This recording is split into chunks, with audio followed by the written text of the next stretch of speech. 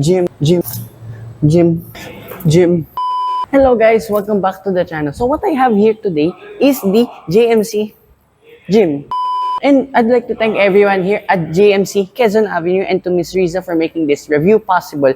Now, I have not known this vehicle after the JMC Grand Avenue and Vigo. So this is kind of like an entry level model, or rather a commercial vehicle model, because JMC as well have commercial vehicles, but of course here in the Philippines there are two separate entities. That's why we get to the EV model. So again, a little bit of a plug-in. So I already uploaded my EV to check it out on the channel. Now back with this JMC Jim, one of the funniest and fanciest names I've ever seen on a pickup truck. There's actually a lot to like about this JMC Jim. So what we have here specifically is the 4x4 model, and as you can see up front, it has a lot of resemblance with that of Isuzu vehicles, which I will get to shortly. You have a good amount of ground clearance at 200 millimeters, and here on the side profile, it is your usual pickup truck. So these are running on 235/70 and 16 series tires and wheels. You get your usual side steps, repeaters here too on the side mirrors, and of course this being one of the entry-level pickup models of JMC, you have halogen lights all around, and of course a very large Jim badge. Now pairing Jim, so this is why I said earlier this vehicle resembles a lot that of Isuzu vehicles, because this one is powered by an Isuzu 2.5-liter turbocharged 4-cylinder diesel engine with 140 horsepower and 316 Newton meters of torque. And as you can see, the engine looks very old school, and of course GMC are so proud with this collaboration. There is a Isuzu sticker right over here. So JX is actually the full Chinese name of JMC. I cannot pronounce it whatsoever, so I just put it here on screen. And to make this video even better, this one is mated to a Getrag 6-speed manual transmission. It's been a while too since I've driven a manual transmission, so I'm very excited.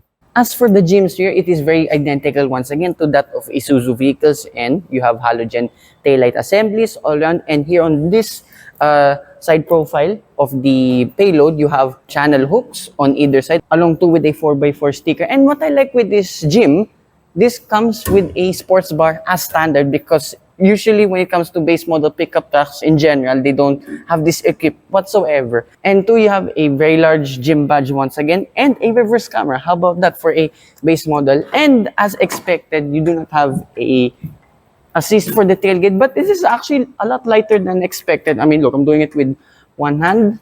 And of course, once you open the load bed, this has a total payload capacity of 810 liters. But of course, it's way better than some of the, how do I call this? Hybrid electric, some fancy pickup trucks. Since this one's still based on a traditional pickup truck, it has way more than usual. And two, you have two hooks on either side. Sadly, it's not the 4-point like the ones with the regular pickup trucks. But hey, at least there still is.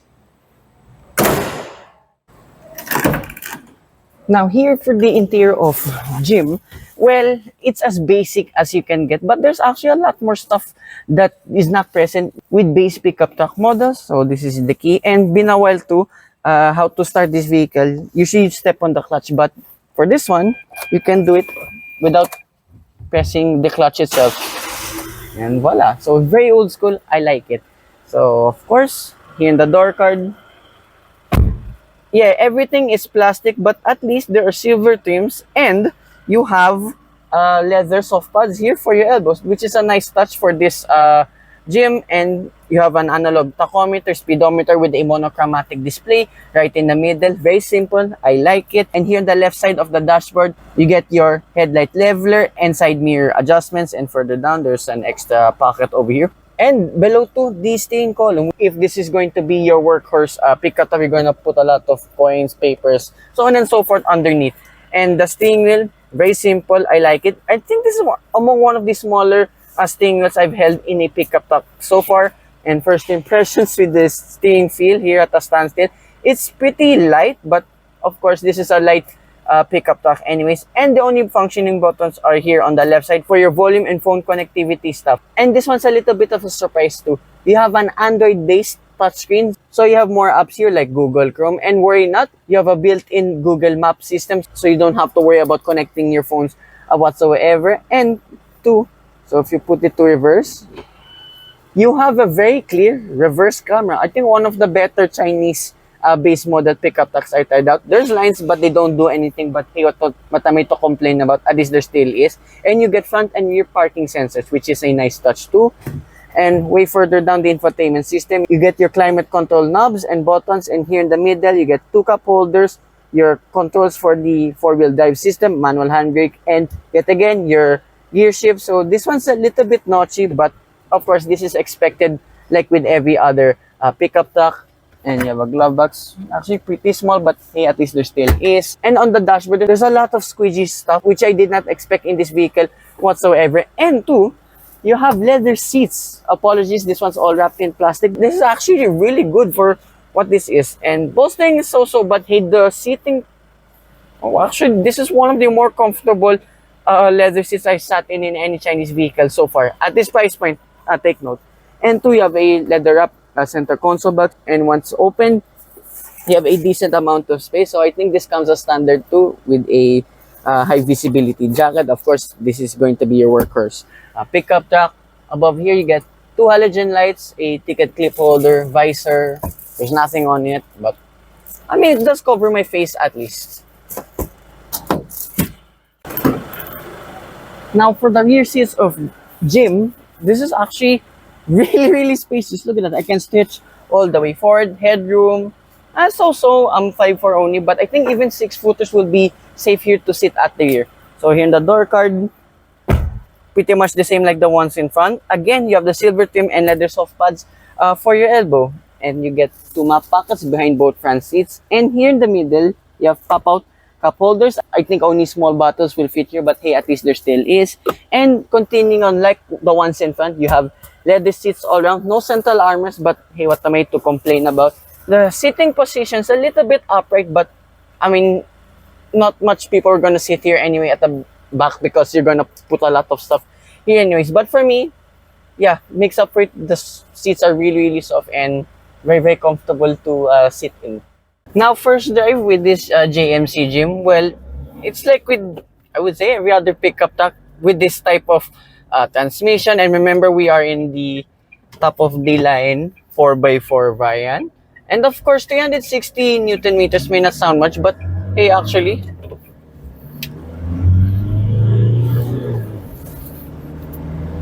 it's not bad for what this is. And of course, only having 360 Newton meters on the top, but being a very light vehicle, this actually flies. And again, been a while since I've driven a manual pickup truck. The clutch is deep and as expected to, like with every other pickup truck in this segment. But I got the hang of it pretty easy. Hence, I've owned this kind of pickup trucks in the past as well. And everything else is pretty okay. You get drum brakes at the rear, so the brakes is not too spongy, which is actually a big surprise for me. And despite the notchy gear, it's not so bad. So you're just cruising around 40 kilometers per hour ish. It's alright. The clutch to the bite point, so you can kind of heel toe if you want in this vehicle. But hey, it's not going to be a race car anyways. Then the handling is a little bit of a surprise for me. Yes, there's a lot of heft, but it's actually kind of light for what this is. And of going back to the performance or whatnot, it's pretty okay. And once you floor it, there's just a little bit of turbo lag. It's a little bit notchy, but once you get the hang of it, it's fine. And remember, this JMC Jim starts at 998,000 pesos for the 4x2 variant and tops out with this 4x4 at 1,098,000 pesos. How about that? As is, it's actually a nice pickup truck if you're not too focused on technology and whatnot. And that's pretty much it with this JMC Jim. It's a very decent pickup truck. Again, I'd like to thank everyone here at JMC Quezon Avenue, and again to Miss Rizza and who assisted me in all of the test drive shoots today. So hope you guys like and subscribe, and I will see you with another JMC review coming right up here at JMC Quezon Avenue. Bye bye.